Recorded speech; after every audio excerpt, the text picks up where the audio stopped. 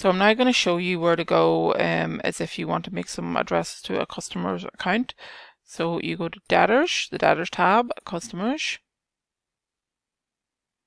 Now it's load all your different customers. So again, if you know the account code, you can type it in here. Type it in there. Or again, if you want to search under the account name, you can search under here. Again, if you want to search under the phone number, you can type in there. Town, postcode, so whatever information you have, you can filter it by.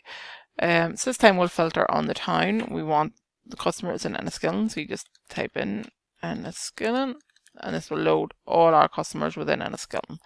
So then you can either look down here and find the customer you want literally, and just double click it.